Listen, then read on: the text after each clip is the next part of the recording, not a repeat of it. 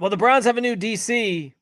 What do you think about him? That's what we're talking about on today's episode of the Browns Roundtable podcast. That's at least what it's called for now. Anthony Moeglin, Spencer German here with you. I can tell you this. Megs is sitting there with a backwards hat on the graphic. Mike Rutenberg is wearing a backwards hat. They're the backward hat My boys. guy, baby. I was going to say, clearly there's a kinship here. I think you can get a sense of how Megs feels about it. But no, lot to break down as Todd Monken finally names a replacement to Jim Schwartz. What does it mean? What's his biggest challenge? I think is a very important conversation we got to address here as well, and much, much more. Appreciate you guys coming to hang out with us as part of the Browns Roundtable network of content. Head on over to brownsroundtable.com. You can use the QR code in the top corner there to the left of Megs and scan that to go right to the site. You can join our community section. We post a lot of fun stuff there. I just posted something on Tuesday about one of the worst takes I think I've seen when it comes to the Browns. Go find out what it is. I'm not going to tell you. You got to go find out what it is and scan that QR code.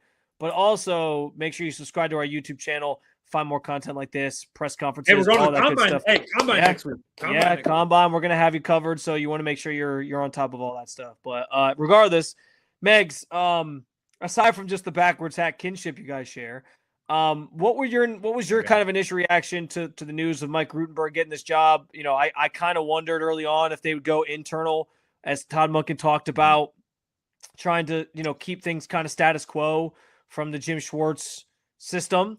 But at the end of the day, this makes a lot of sense to me to go external, because Monken's trying to come in here and put his own mark on this team and do it his own way.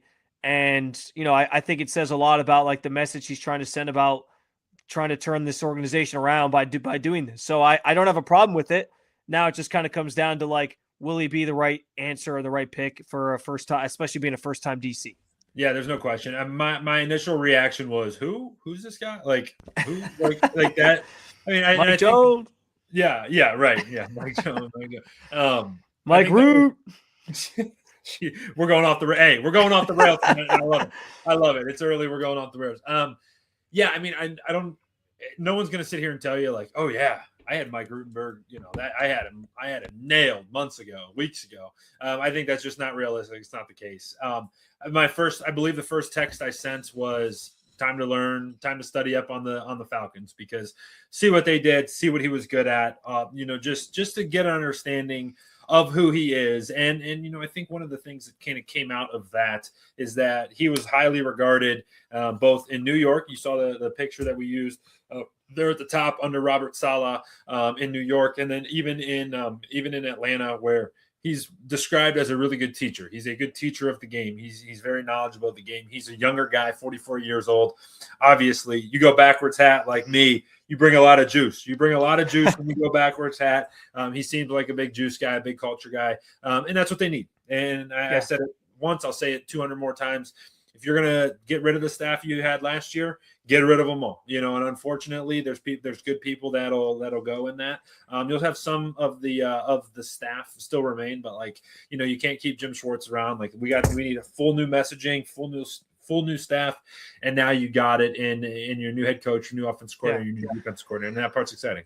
I think it sounds like, for what it's worth, that the indications that I've gotten are that a lot of these position coaches on that side of the ball are going to stick around, but that could change. And I don't know if Jason Tarver feels the same way Jim Schwartz does, where he got passed over for the job, so maybe he feels some type of way about it. Who knows? But as things stand right now, it doesn't sound like there's going to be necessarily an overhaul. But Mike Rutenberg might want to bring in his own guys too, so that could sort of force some guys out. And that's just kind of the nature of the beast. You kind of knew this was what was going to happen. What I would say is this: you said. When they announced it, it was who? And I think a lot of Browns fans probably felt similarly. Some of the other names, Tarver being one of them, Corey Unlin from the Texans, there was kind of a bit of a groundswell of research and information on him because he had been linked to Monken before and he was from the Schwartz tree. So he was kind of an outside candidate that people had a little bit more information on. And Rutenberg, that was less the case. So I understand that thought process, but just because you don't know who he is or a lot about him or about his philosophies or schemes doesn't mean he can't be a good defensive coordinator. And that's the same philosophy I took with Monken, right? Was just because he's never done this before doesn't mean he can't be good. And so I'm fascinated to see like how this all kind of grows together. He has 3 first-time coaches as his offensive coordinator, defensive coordinator, special teams coach. So they're all kind of going to be learning this thing together on the fly to a degree. But yeah, they all deserve a chance to sort of prove what they can do before we really judge who they are. And I also think it's important though, like we always fall into the habit, and we did this with the coaching search, of just like falling in love with a guy based off of video clips, right? And like there's that Michael Penix video of him going around talking about how great Rutenberg is, and like they called each other dogs and whatever. And like and don't get me wrong, I love that stuff, but it also can't be like that. That's the Freddie Kitchens trap, right? Like that's showing up and saying if you don't wear orange or brown, you don't matter. And everyone's like, oh, I love this guy. I'd go get a drink with this guy tomorrow at the bar. And then realizing like maybe that doesn't equate to being a good coach. So just keep that in mind. It kind of goes both ways. We can't overreact, but we also don't think it's worth just assuming he's going to stink either. The reverse is good too. I think Ken Carmen tweeted this out today. It was like, hey, Bubba Ventrone was highly regarded coming in, and we thought you thought you nailed one, and Browns had the worst special teams in all of football. It's like, okay, both things can be true. Like Lance, you do a show with Lance Reisland, and I think he had an awesome post today. He's like, none of this can be evaluated right now. You can have your opinions on what they do, what their schemes are, all this stuff. The evaluation comes when the players take the field and the Browns play the Bengals and the Browns play the Ravens and the Browns play insert whoever. Do they win football games? Are they tough? Are they competitive? Are they disciplined? That's when your evaluation starts. It's unfortunately like so far away right now, probably as far as we can possibly be. But like that's it's a fun conversation to have, but we got a lot of time until we can really properly evaluate. Yeah, no, and honestly, I think this leads nicely into the big thing that I want to get to on this, because the number one challenge that he faces as he steps in as defensive coordinator is messaging and trying to win over a locker room that, frankly, I mean, you heard the comments on Locker Cleanout Day from Denzel Ward, Grant Delpit. We know how fondly Myles Garrett thinks of Jim Schwartz. Yeah. There's a lot of guys in that room that were like politicking for Jim to get the job, and clearly respected him, respected what they did for their respective careers. And so it's Rutenberg has to come into that situation and find the right way to send the message of, hey, listen, Jim was a great coach, but I'm here, and do it in a respectful way where it's not like we're disparaging this guy, but I'm trying to continue what he started and make it better, like make it even better than it already is, and find a way to kind of win those guys over quickly with his messaging. That's the biggest challenge that he faces, because if you can't get a grip on the locker room, if you can't get their respect, then it could be a disaster. And I think that we saw that started to happen with Joe Woods towards the tail end of his tenure, right? Was you had Myles bringing up stuff post-game about certain ways things are being done and whatever. So it's good that they're trying to sort of stick to similar philosophies and keep that part intact. But that part only matters if he has the buy-in from the players on that side of the ball. So, but what I will say, Megs, is I think, well, actually, I'll let you comment first, because there's a reason why I think that he will be successful in doing that, but I want you to sort of share your thoughts on that.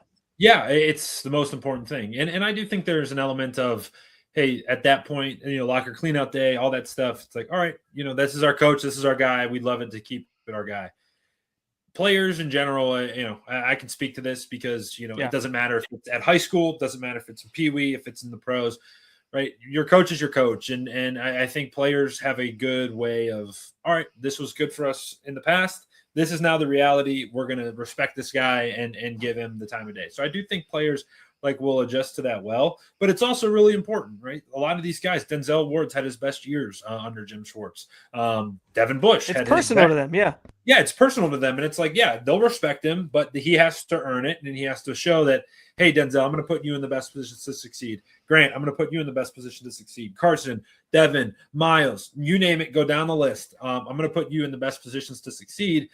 You do that with Spence once or twice, and the locker room falls in love, right? Everyone's like, all right, we got a guy. The flip side's also true. You mess up once or twice, and you have a bad first impression or whatever it is, you lose interest, and you never get that back. You have one real chance at it. So very critical. He comes in, says the right things, does the right things, and then when the pads come on, you get the practice, you get the camp, you get the season. Got to be really good at putting these guys in really good positions to succeed. So, yeah, the putting them in position to succeed part of it is massive. The reason I think that I don't even want to say seamlessly, because there might be some bumps in the road. There might be guys that just don't buy in. But the reason I think he could win this group over quickly is because, and I mentioned like not trying to lean too much on to just like video clips and things that are out there.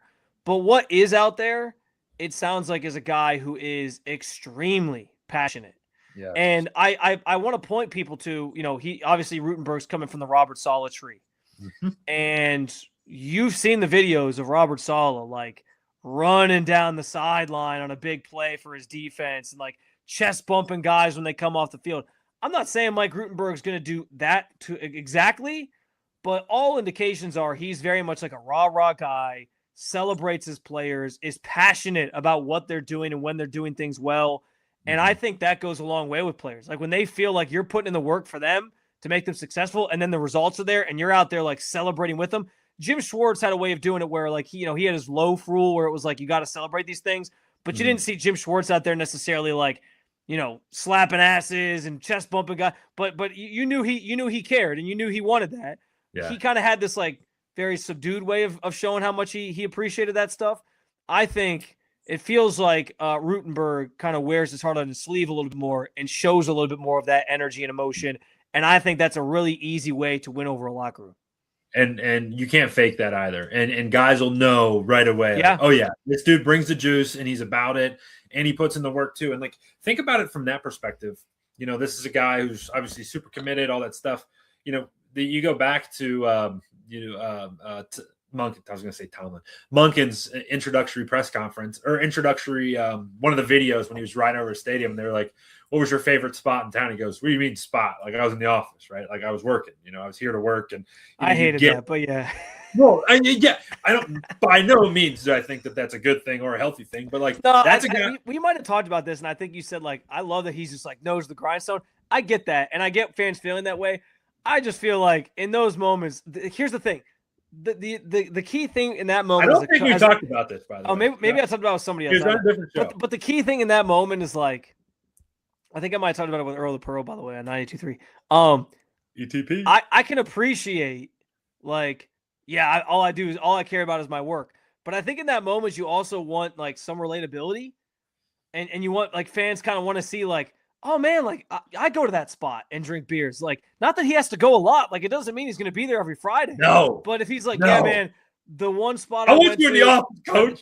Teams. Shout out to Teams, by the way, out in Berea. Like, yeah, or I guess it's not technically Berea. It's on the border. I don't know. But like, hey, yeah, I hit up Teams a couple times. That was my spot. Like, just give us one place. You don't need to just be like, all I care about is. I think the like fake tough guy, all I care about is my work thing feels very inauthentic. Yeah, keep this energy when you ask him a question, and he's gonna be like, "Oh, you're the one who called me a fake tough guy."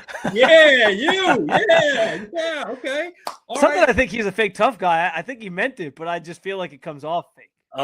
I hear what you're saying. It's the Mike McDonald clip where he's like, "I get to spend 20 minutes with my son every week." It's the same concept, same deal. Yeah, that's a good point. That's a good point. Like, I want to know that you do more than just like, all I care about is football. Like, have a life a little bit. Like, do something fun. Like, I don't want you to just be like a football robot. But yeah, he did say him and his wife were married for 40 years. The last guy was a football robot. Probably 6 years because I'm married to the game. I'm like, the last guy was a football robot, and I still feel like the last guy would have at least answered that question with like, yeah, there's a spot down in whatever that I love. Maybe I'm wrong. I'm just saying. Me and the last guy. Now he's going to Magic City. I don't know.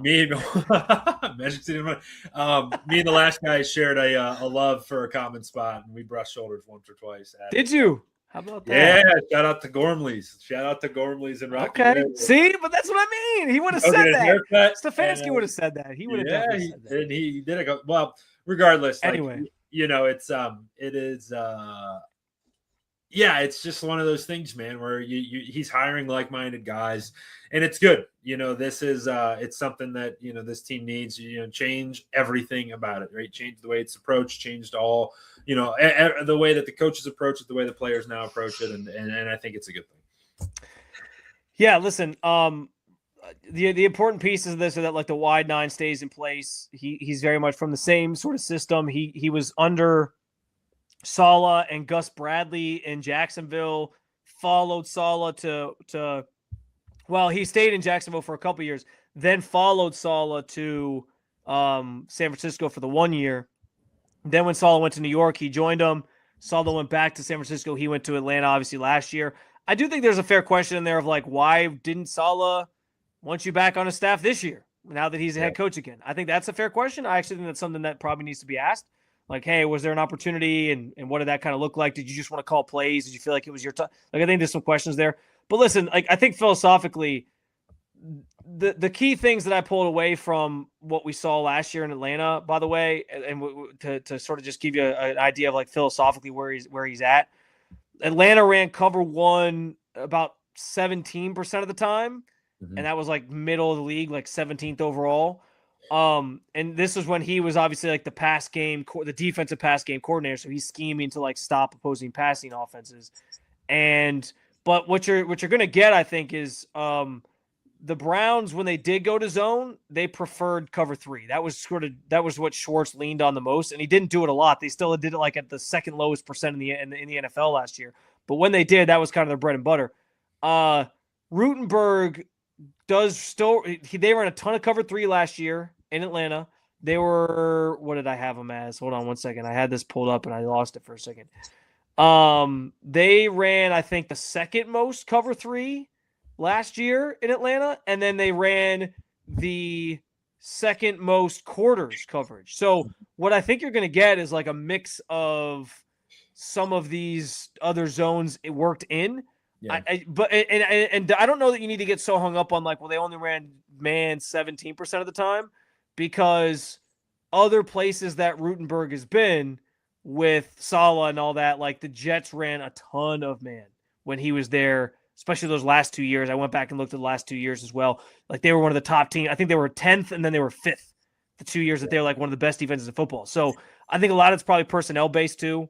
Well, that's and you know what you have here. So it's not that he doesn't see a lot of systems that run man. It's just he didn't necessarily do that as much in Atlanta.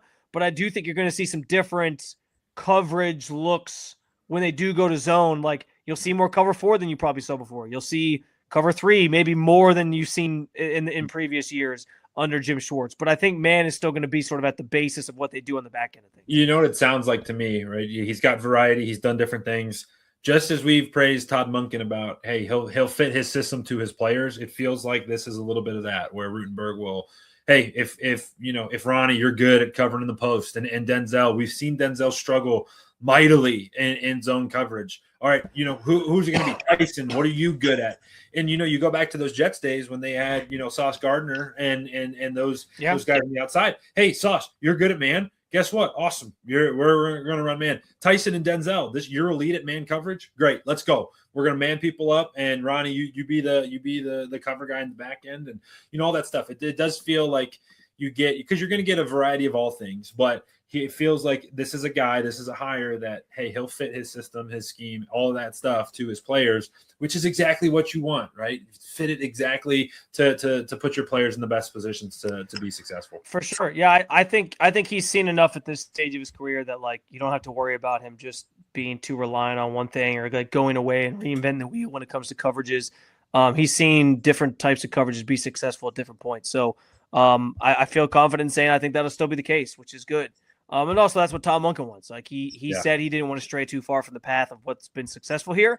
And I think they hired Rutenberg with that same thought process in mind. So we'll leave that there for now. But a couple other things we wanted to hit on for this episode, starting with the fact that, and by the way, just a tease here. I want to know from Megs sitting here today if he's taking Shedeur Sanders or the field when it comes to who will be starting week one. So we'll get to that coming up as well. But before we get there, we're going to focus on the guys that will be blocking in front of whoever's starting the quarterback next year. We know Joel Bitonio has a major decision in front of him, second straight offseason where he's contemplating retirement. And there was a step taken this week to, I guess, prolong that process. He had a stipulation in his contract that his deal would void on February 16th, so Monday. The team and him now negotiated that to where he gets a couple extra weeks here to sort of figure that out before his contract will void completely. So he's got like 3 more weeks to kind of figure this out. And that times out perfectly with when the new league year starts. So probably a good time to get a decision from him because then they can start formulating what they're going to do up front anyway. And I think the Browns kind of want that answer as well. I don't know, man. Like I've kind of been operating under the premise that Joel Bitonio is probably not coming back. Like I think this is probably it for him. I don't want to say it's another rebuild that he has to go through, but like a new coaching staff, all this change, all that. Does he want to sign back up for that again? Um, that's where my gut kind of leans right now. But the fact that he needed more time, I guess, is a good thing, right? Or he wanted more time because that makes it seem like he could be talked into it in the next 3 weeks, like he hasn't affirmatively said one way or another what he's doing. And I just continue to go back to like rebuilding this offensive line is going to be so hard. If you could get a player like Joel back, who's still playing at a high level, he's not necessarily like first team all pro level, but still playing at a very high level and be a voice and a veteran in that group. I think that will go a long way if it plays out that way. But I haven't been operating under that premise just yet. No, I have a hard time believing, even now, right? If he's going back and forth, if he was bought in, he's like, yep, like I'm coming back. In my opinion, we would know, and it's like, all right, we're going to extend it a couple weeks and, really work it out. That's fine. He's going to continue to make his decision, but you got to be all in or you got to be all out. And when you get to that spot, and pro guys talk about it often, like this is a hard thing to do. Obviously, I'm not breaking any news there, but if you're 50-50 on it and you're convincing yourself one way or the other, that's a telltale sign that it's time to hang him up. And we'll see. And I would obviously love if he came back. He is going in the Ring of Honor. He's probably going to be a Hall of Famer. He, just like Joe Thomas, experienced the darkest of days in Cleveland. It feels like they've always been dark for him, and he didn't even get to play in the playoff win against Pittsburgh, like all that stuff. And he's a Cleveland legend. But it's like, all right, if we're going to really start to turn this thing around, there's going to be, if it's him, and then there's going to be 4 other brand new linemen, regardless if it's free agency or draft or whatever. But yeah, it'll be curious to see how the Bitonio situation wraps up. You talked about him being a Hall of Famer. I actually want to look this up now, because there's that Hall of Fame index thing that Pro Football Reference does, and I want to see. Whoa. So he is on their Hall of Fame monitor. He has a 50.45 score, which is 32nd among guards.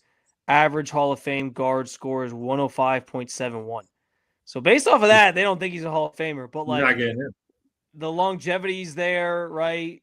I don't know that Joel has ever been said to be like in the stratosphere of Joe Thomas. Like Joe Thomas was definitively one of the best tackles to ever play the game. I don't know that people say that about Joel, but Joel obviously was great. I think you're right. He's going in the Ring of Honor. Yeah, 73 is going at least in the Brown Stadium, wherever it's at. Yeah, I think Hall of Fame might be a tougher road to hoe for him, unless like he did come back and they won a Super Bowl or something, which I don't think is going to happen. But yeah, listen, that doesn't mean he hasn't been an all-time great here in Cleveland. I thought when he got emotional that day after the season ended, like it spoke to, and this is what's going to be hard. Like if the Browns are going to lose Joel Bitonio, there's certain guys that are just like Browns guys, like Browns through and through. Yeah. And what's interesting with Joel was like he came in and he had Joe Thomas here to sort of show him like this is what it means to be a Cleveland Brown. And then, ironically, like it kind of got passed down to a different lineman, but Joel became that guy for young guys. Like he was kind of the example of when you think about a Cleveland Brown, Joel is the first person that comes to mind. Like who represents what a Cleveland Brown is. And so losing Joel, like if he really does retire, I don't know who that guy is. I mean, I guess like Miles, I guess Denzel, like they're sort of the veterans of the group. Yeah. But Miles is also the guy that requested a trade last year. And it's Denzel, and Denzel's like to be a Cleveland Brown through and through. It's like we know the stories about Joe Thomas, how Peyton Manning was trying to get him to come to Denver, and he said like, "Nah, man, I want to stay here." Like that. So like I think that almost do you think like he goes to bed at night and is like that was dumb, like that was pretty stupid, like Joe Thomas? Yeah, like I'd still be. No, I think he takes pride in the fact that he stayed in Cleveland, and I also think he's doing just fine because he's got that new what's that steaks or that meat company that he's now overseeing or whatever. Like farm, dude. No, that's all comes from. That's what I'm saying. It's all from him. So like I think he's doing pretty okay for himself. Yeah, and he'd have a Super Bowl ring too. Like he's probably like lays his head down, like, man, that was really cool. I played in Cleveland, but I really said no to Peyton Manning. Like Peyton knew he needed all the help he could get too because that was when he had noodle arm. Be That nice was to his Peyton. noodle arm season. Be nice to Peyton. I like Peyton, but he had a noodle arm that year, man. His defense won in that game. The answer would have been it would have been Nick Chubb had Nick like it would have been Nick Chubb. Yeah. You know, because that would have been even like not in a disrespectful way, but even like above Miles, because Nick was going to be, had he not broke his leg, which is the worst thing in Cleveland sports history in my life, is he's not requesting a trade ever. He's running every snap of his career in Cleveland, and it's going to be great. Instead, all that stuff happens. He's a shell of his former self. Like that would have been the guy. Like Denzel has been here, you know, and Miles requested to trade, like all that stuff. Like I don't know. Maybe it's just Shedeur. I mean, like I know those guys certainly can give off like the sense of like we know what it means to be a Brown for sure. But those guys, like those guys are a locker, like that presence being in the locker room is important. Maybe it's Quinshon Judkins, because Quinshon talked a lot about how he got close to Joel because they were locker mates, like they were really close to each other. Yeah. So maybe he rubbed off on him enough in a year that it's the case, and we don't even know if he's for sure retiring. But listen, if he comes back, I think that's huge because yes, from the locker room standpoint, his presence is massive. How he impacts other players, but also if you're rebuilding an offensive line, it's not bad to have a guy there that's, you know, a 2-time first-team All-Pro, a 3-time second-team All-Pro, a 7-time Pro Bowler who's been there, who's seen it all to kind of guide those guys and help them. That would be a massive win if he stays. I'm just not convinced that he's going to stay. I think he's going to retire, and it's going to kind of be like rebuilding this thing from the ground up, almost in its entirety. But if there's one guy you'd love to see them bring back that like makes the most sense to come back because he's still playing well, it's Joel. Yeah. I kind of always thought like Wyatt would kind of take that mantle, but his play definitely wasn't as good this past year, and it sounds like they're not going to be keeping him. So the one guy that makes sense is Joel, and I've talked about it. Like rebuilding an entire offensive line in one off season is tough. If Joel is part of the equation, that makes it a little bit easier. A little bit easier. Then you also go back to hearing, you know, Andrew Barry talking about how this is going to become one of the youngest rosters in all the NFL. It's like, all right, well, he's Joel's the longest tenured Brown. Yeah, he's the longest tenured Brown, 11 years in Cleveland. So it's like, all right, what's that going to look like? Well, I guess time's going to tell, but I don't know, man. It's like that's the end of an era. What was he? 2013 draft? 2014 draft. Was that with Johnny? That's a really good question. Year after Johnny. No, I think Johnny. If I said his college, would you know? Yeah, you would know where he went to college. I know his college for sure. I'm trying to think. I remember Johnny won the Heisman my senior year of college. 2014. So, oh my gosh. So I graduated. All right. Let's do this. I graduated. That would have been like 2012. So was he actually before? Browns. Joel, did he get there before Joel? No, same draft. 2014 draft. Did you just look it up? Yep. All right, here we go. I was trying to pull it up. Oh my gosh. Oh, that you know what? Didn't Johnny win it? Johnny won the Heisman his junior year, or his he didn't win it. He didn't win it his last year. He won it his second to last year. All right, here we go. That's why we're gonna play trivia. 6 picks for the Browns in 2014. Well, now I got to pull it up. So okay, I'm not looking yet. Well, go ahead. I haven't gotten. I was gonna do over under 4.5 if you could get. They go Justin Gilbert with pick number 8. Oh, I would have guessed. You already pulled it up. No, but I was still scrolling, so I wasn't there yet. I was all right. So can you get 3.5 others? I'd take the over on this. Well, we already talked about Johnny and I didn't think this through. Justin Gilbert, Johnny Manziel, Joel Bitonio, one of my favorite Browns of all time, Christian Kirksey, Terrence West, and then Pierre Desir. We didn't have? I'd be curious to look back why we didn't have picks in the 5th, 6th, or 7th round in that draft. But Terrence West, we all thought he was going to be something. I remember that.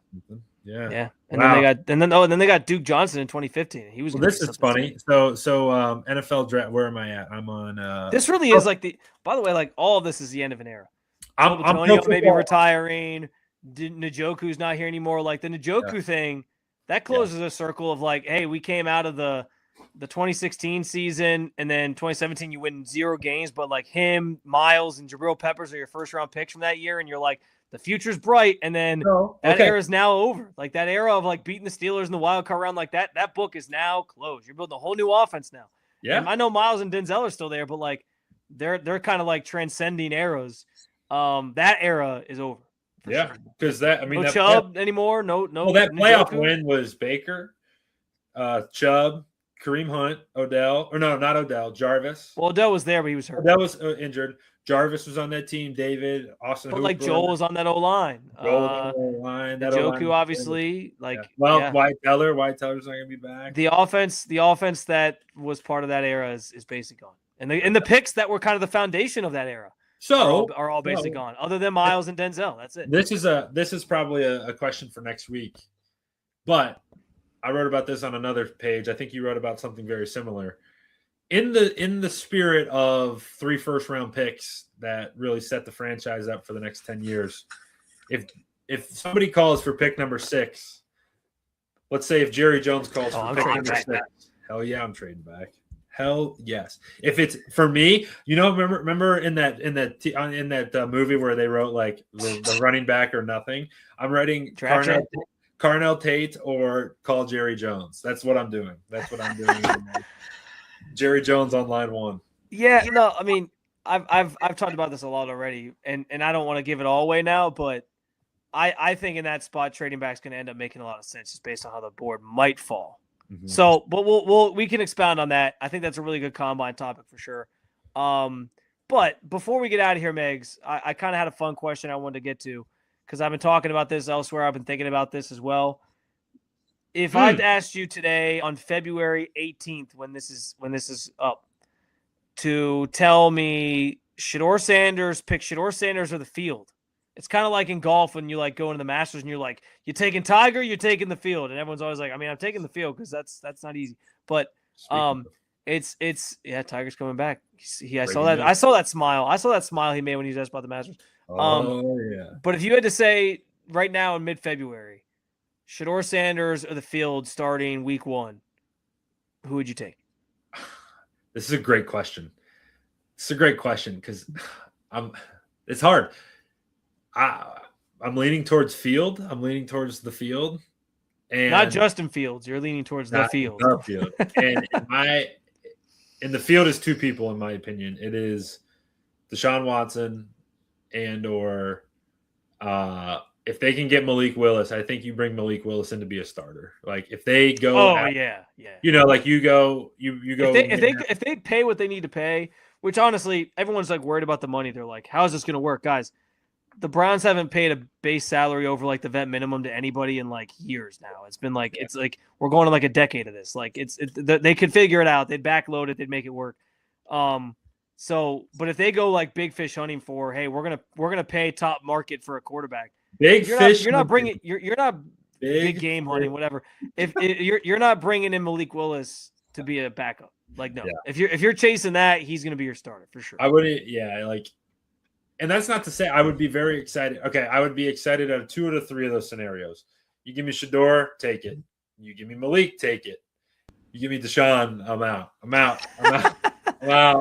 Yeah, I'm out on that too. Here, I'll say this: the one outcome I'm totally out on, by the way, of like this entire quarterback conversation is I don't need to see them trade for one.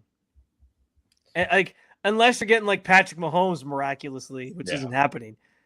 I don't need you to trade for JJ McCarthy and try to revive his career. You already got project quarterbacks. Like I'd rather see what those guys have.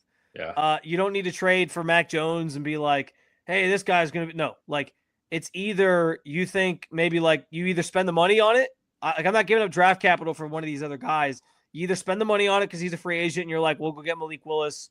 We'll know we have like a 2-year window with him. If it doesn't go well this year, we can always draft a quarterback and go from there. Or you kind of lean into what you have already or you draft a guy and you lean into that guy because that's always an option as well. But yeah, I kind of think you have to, people are going to be mad about this, but there's a large portion of Browns fans, and I think a lot of them are people who, sort of joined the Browns space more recently because they're Shedeur fans who are like in denial about this quarterback room in February. Like I think everyone is just kind of ignored. Like they're like, oh, the quarterback's not even an option. Like who anyone talking about quarterbacks with this Browns team, y'all are stupid. You don't know what you're talking about. Waste of breath, waste of time, waste of content. I'm not listening to anything you say anymore. I listen, I get it, but like I think that's basically like putting your head in the sand and just like not refusing to pull it out. Like this quarterback room is going to look different. They're going to. I'm not saying it's going to look drastically different, but they're going to add somebody. And I'm going to imagine it's going to be somebody that Todd Monken thinks like, I'm either trying to draft this guy and develop him into a quarterback that I think can be really good at the next level, or I'm going to go sign a guy that I think can start for me immediately so we can start winning some football games. That's not to say he doesn't like Shedeur. That's not to say he doesn't want to develop Shedeur, but he might just think like he wants a different guy right now. Like I think when you hire an offensive coach, that's always a thought. So I'm willing to say the field because, I think Monken's keeping this very open-minded.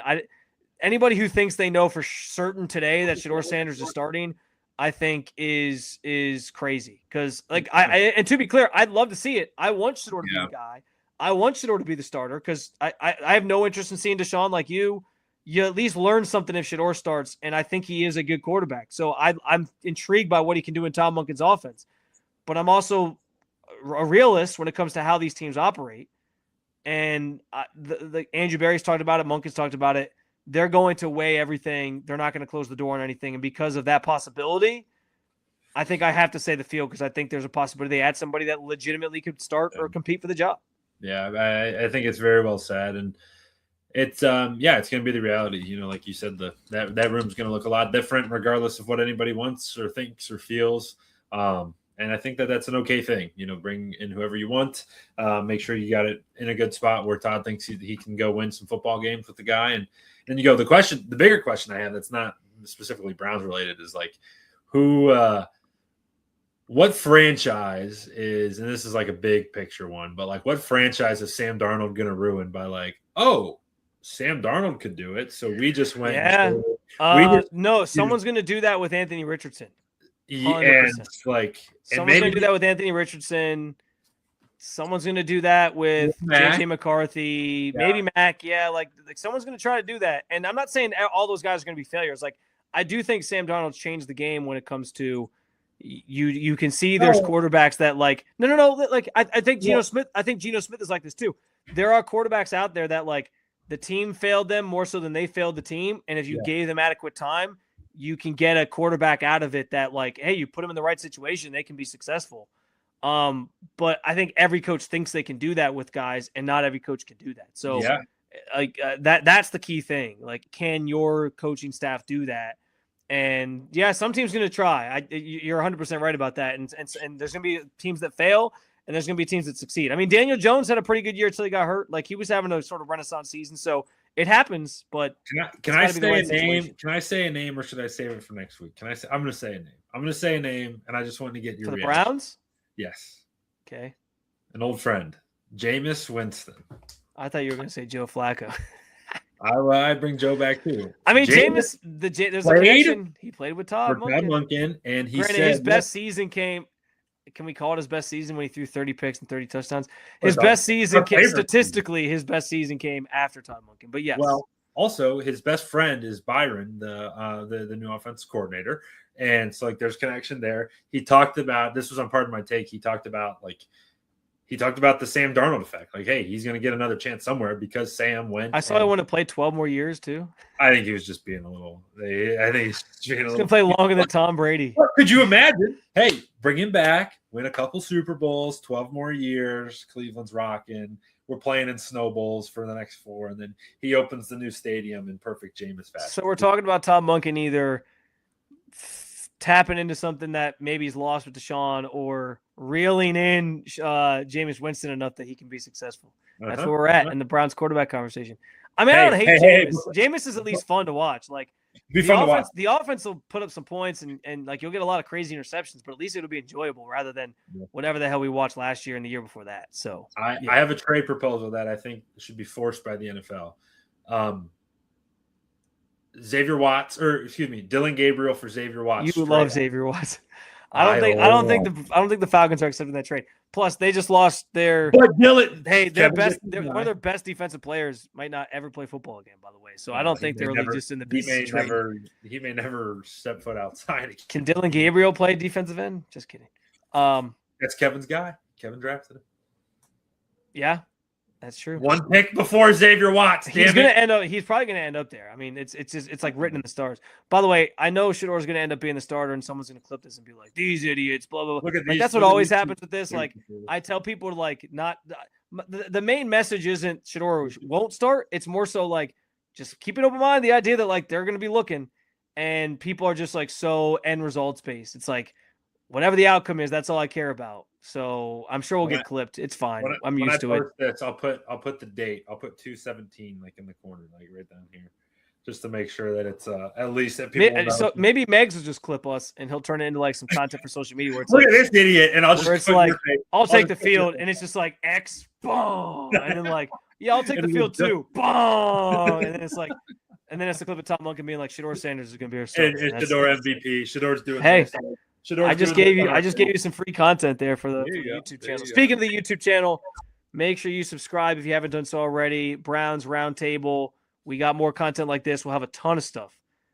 Ideally at the Combine next week, plus press conferences and all those good things. So make sure you stay locked in there. Plus, head on over to the website, brownsroundtable.com. You can scan that QR code to the left of Meg's head. I said left, so I'm trying to give Megs a direction because it's always backwards to him. When we record this, it's like mirrored. So that's why I'm always thinking. I was like, if I say left, he'll know. He'll know now. It's all backwards in my brain. You can scan the QR code and go directly there yourself. Be part of the community space. Read our written content. We appreciate your support as always. Another show in the books and another coach in the books. Browns have their new defensive coordinator. What are your thoughts on it? Let us know in the comment section. Hit us up on X as well. Until next time, keep on following along with all things Cleveland Browns with brownsroundtable.com.